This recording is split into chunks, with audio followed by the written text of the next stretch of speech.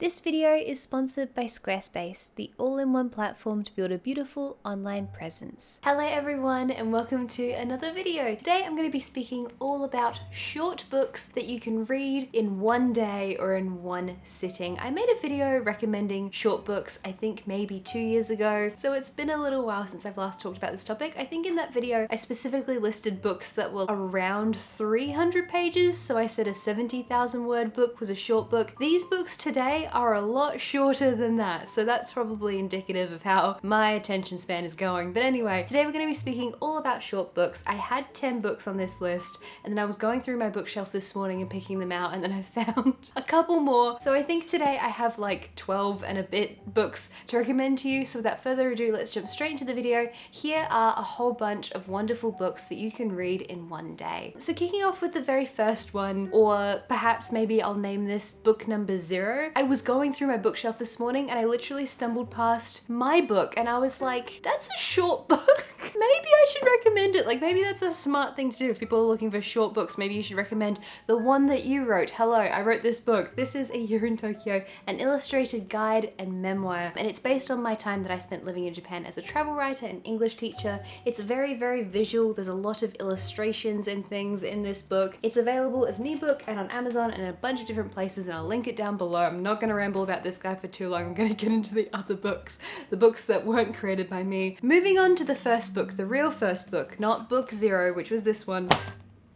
Which is The Emissary by Yoko Tawada. I love this cover. I think it's so beautiful and simple, and it really spoke to me when I was in the bookstore. I bought this the last time I was in Tokyo. I thought it was really intriguing. It's a very small book, very tiny. It has only 138 pages, so you could definitely read it in one sitting. And this book is set in a dystopian version of Japan. It's kind of a future setting, but it's not a future setting with a lot of technology. Essentially, a big disaster has occurred and Japan has closed themselves off from the rest of the world. If you're familiar at all with the Japanese language, there are a lot of words that are borrowed from foreign languages that get used. All of the loan words can't be used anymore. The government's become very, very, very nationalistic in terms of not having imports or anything, and the children of Japan are becoming increasingly weak. The elderly are living for a really long time, and it's just this really strange situation in this very strange and beautiful and unique world that's depicted in this book. I thought it was such a strong voice and really excellent world building in such a short space of time. I haven't read a book like this before. As I mentioned, it's a dystopian book. It's not the most uplifting read in the world, so if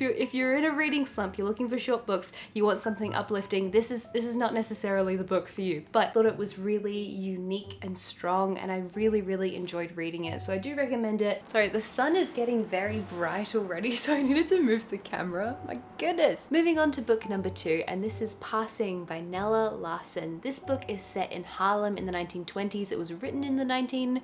And it is about a woman named Irene and her friend Claire. So Irene and Claire are both black women living in Harlem in the 1920s. However, Claire is a woman who has lighter skin, and so she passes as a white woman. And so this book looks at Claire and Irene's different experiences of race during this time in America. And so the book, which is told from Irene's perspective, examines how she perceives Claire's choice to pass as a white woman. I really loved this setting. If you guys have been watching a lot of my videos recently, you'll know I'm very interested in the 1920s, and I really enjoyed getting to see from the perspective of a black author because there aren't a lot of writers of color during this time, and so I really enjoyed Passing. It's a very short book. I believe it is 122 pages, so very, very small. I can't remember what format I read it on, but I do know that there is an audiobook version which is read by Tessa Thompson, which is supposed to be really, really good, so I do recommend the audiobook for this one. Book number 3. This book isn't out yet, and I've already spoken about it a whole bunch because I want to draw people's attention to it,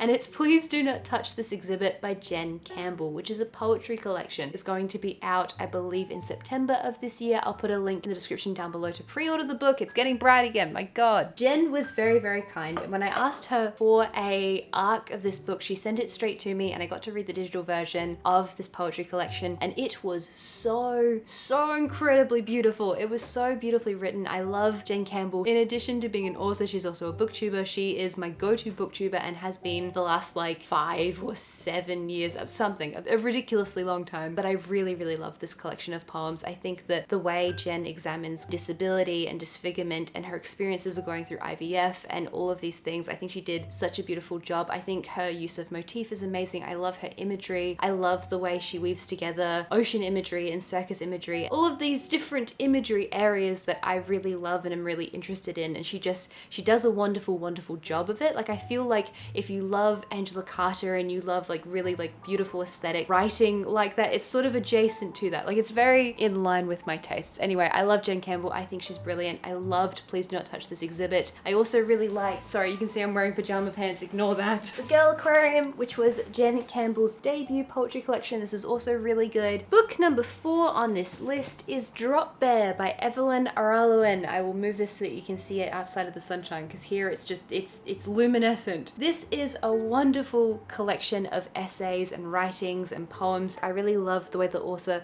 examines her relationship to country. She's an indigenous woman, and I just think it's wonderful. I read this in a reading vlog a few months ago, I believe. The piece in this that really sticks out to me is where she's speaking about her experiences of being overseas and perceiving the bushfires that were happening in Australia, and I love the way this was written. I think it was so beautiful. I really enjoyed getting to read Evelyn's perspective on country, on Australia, on the flora here, on a number of different topics within this book. I think it was really, really beautiful. Incredibly short. You can read this in like an hour and a half, a couple hours. Very short, very punchy, really brilliant. Before we move on to the rest of the books on this list, I just wanted to thank the sponsor of this video, which is Squarespace.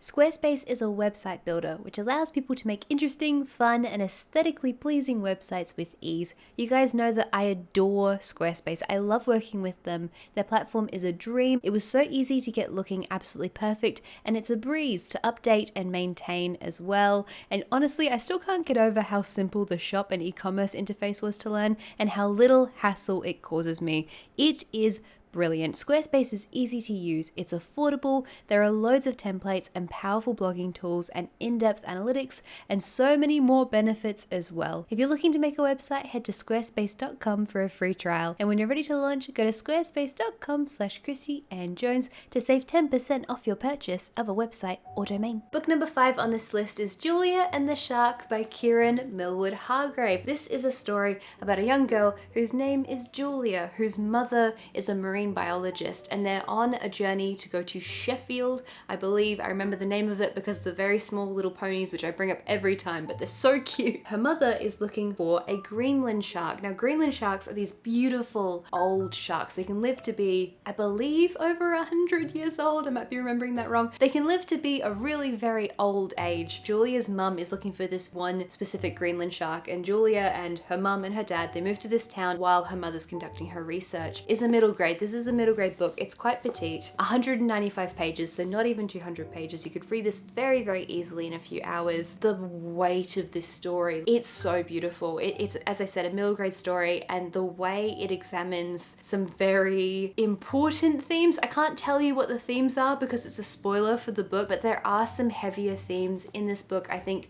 the way this book examines those themes is like beautifully done. It's beautifully handled. It was a lot deeper than I thought it was going to be. There was a lot of whimsy here. I really loved the setting, cold and oceanic and lovely. This book was magical and so transportive, and I really enjoyed the time I spent reading this book. Moving on to the next book on this list, and this is The Woman in the Purple Skirt by Natsuko Imamura, translated from Japanese by Lucy North. This novel is only 224 pages. I believe I listened to the audiobook of this. It was really, really short, and it's such an intriguing story. Like, it's told from the perspective of this woman who doesn't have a name. I believe she's called the woman in the yellow cardigan, and she is perceiving this other woman who is the woman in the purple skirt. We start off in a park, we're with her, she's watching this woman. You start off the book feeling like it's a very interesting second person narration, and then the book just gets so much deeper, and there's such a creepy vibe here. This woman in the yellow cardigan, her whole thing is about her perceiving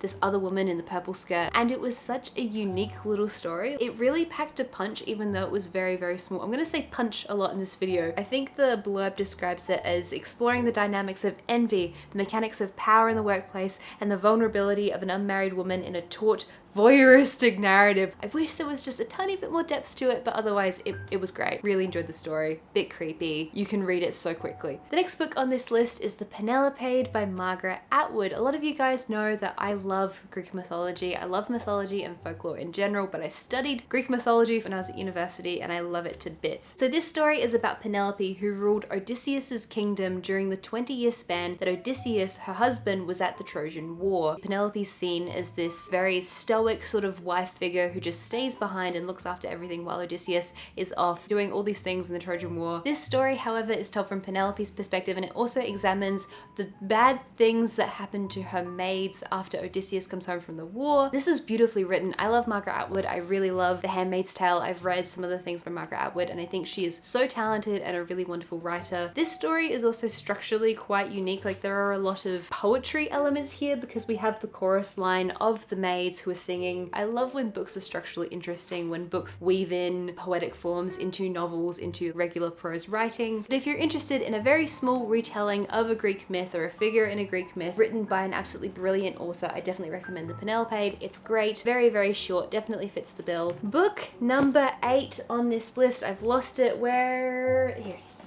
The Ocean at the End of the Lane by Neil Gaiman. I think this is the only book that I'm repeat recommending that I recommended in that other short books video. But here's the thing, a really big bug just flew past the window. That was terrifying. That was like the size of a mouse. Okay, only in Australia. Anyway, this is the only book I've repeat recommended in this video and in that video. But here's the thing, if you're new to my channel, if this is the first video of mine that you're watching, maybe you've stumbled on recently, I love Neil Gaiman. I love his work. The Ocean at the End of the Lane is a wonderful, very short adult fantasy novel. This is the biggest book on this list, I believe, in terms of the word count. 240 pages, so you could definitely read this book in a day. It's so engaging and beautifully told. It's a story about a man who comes back to his hometown in the countryside of England, I believe. This man who is middle-aged, he's had children, he's gone through divorce, he's gone through all of these experiences. He's going to his father's funeral and he comes back to his hometown and he sees the old house that he used to live in, and he drives past it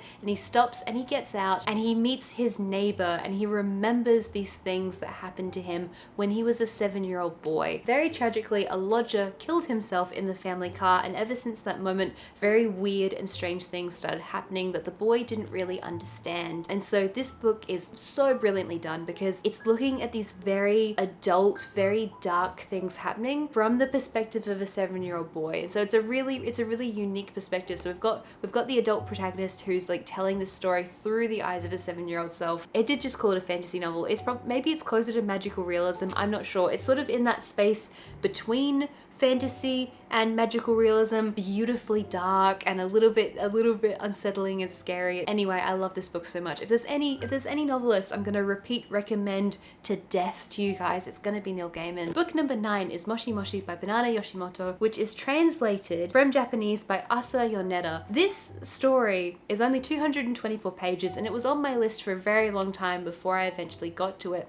It's a story about a young woman who lives in Shimokitazawa, which is this little, I almost said bohemian. Shimokitazawa is this wonderful little neighborhood, but it's become really quite touristy. It used to be very, very bohemian. It used to have a lot of amazing like record shops and thrift stores, and there's still a lot of those around, but it's just the vibe has changed a little bit since this book was written. I love Shimokita. It's really pretty. It is not that far from where I used to live in Tokyo. And anyway, it's a wonderful setting for this book, and I really enjoyed reading a book set in this neighborhood of Tokyo. The story though, in terms of the plot, not just the setting, is about this young woman whose father passes away because he dies in a suicide pact with this mysterious woman, and so his daughter and his widow are left behind to sort of pick up the pieces and try to navigate the world. And it's a really beautiful mother-daughter relationship story. It really beautifully examines grief, and I don't think the blurb of this book does it any justice, because the blurb of the book kind of implies that it's a ghost story, and it's not a ghost story. I would not categorize this as a speculative book in any way. I went in expecting ghosts and I was kind of disappointed that there weren't any ghosts, but if you don't expect that, it's really beautiful. I think it's a really soft, slow story about grief, and as I mentioned about the mother's relationship, I think there's some really beautiful food imagery in this book, and very, very short, only 224 pages. The next book on this list, maybe I have recommended it. I don't think I've recommended it in a video like this. This is Onibi, Diary of a Yokai Ghost Hunter. This is I'm still just trying to like not get blinded by the sun. This is a graphic novel which I picked up last year, I believe. It's written by a French couple who go by the name Atelier Cento. Their names are Cecile Brune and Olivier Pichard, and this book was translated from French into English by Marie Velde. That was a mouthful. There's a lot of people who worked on this book. I can't show you. We're having difficulties here. Maybe you can see here. The illustrations are so stunning. The story of this book is really short. Like you can read this in under an hour probably. I think I read this in under an hour. They're so pretty. I really love the subject matter of this. This book is set in the Japanese countryside, part fantasy, part travel diary, but it's told by the authors and their experience of going through the Japanese countryside and looking for yokai, which are spirits, and it shows the couple interacting with locals, learning about the yokai and the spirits. I just want to look at the pictures all the time. I love this illustration style to absolute bits. I love graphic novels. I want to get more into graphic novels because I haven't read all that many. This is my favorite one at the moment, but I haven't read very many. So those were all 10 of the books that I wanted to recommend, but let me just very quickly give you 2 more bonus ones. So I think technically with my book included, that's like 13. I want to recommend Convenience Store Woman by Sayaka Murata. I have actually recommended this book before, but I do think it's so brilliant and I want to keep recommending it because I want people to read it. This book is about a woman in her 30s who works in a convenience store. I think she's pretty strongly coded as autistic. I think she's quite unmasked and honest in the way that she narrates this story, and she speaks about how she doesn't really fit into society. She doesn't want to get a full-time job. Her relationships are quite unique. She doesn't necessarily need people. There are often moments where she doesn't feel a lot of empathy to others. She doesn't feel a lot of empathy to babies, and there are a lot of people with ASD who are really high EQ, they're very high empathy, but this particular character doesn't seem to be. I love the imagery. I love the way she describes working at the convenience store. 163 pages, very short. I so recommend it. It's very unique. Please go read this book. And the last one is a book I read recently, and it is Wise Children by Angela Carter. I can't believe I almost didn't recommend this one. This is 232 pages, and I'm really proud of how many people who I've encouraged to read Angela Carter. She writes in a very purple sort of way, and I love her writing. It's so unapologetically itself. It's beautifully done. There's a lot of weird stuff that happens in Angela Carter's writing. This story is about 2 elderly women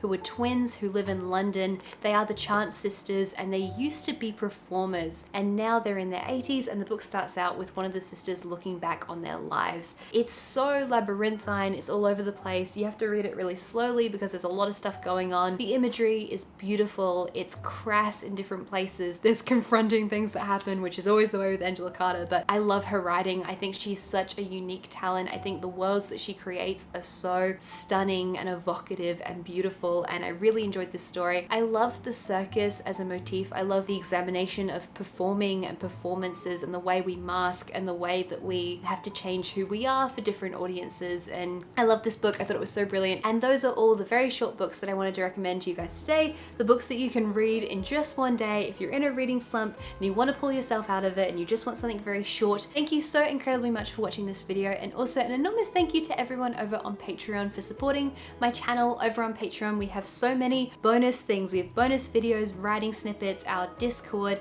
our book club. If you want to check out Patreon, if you want to support my channel, or if you just want more bonus content from me, there's a link in the description down below. Take care everyone, and I will see you next time. Bye bye.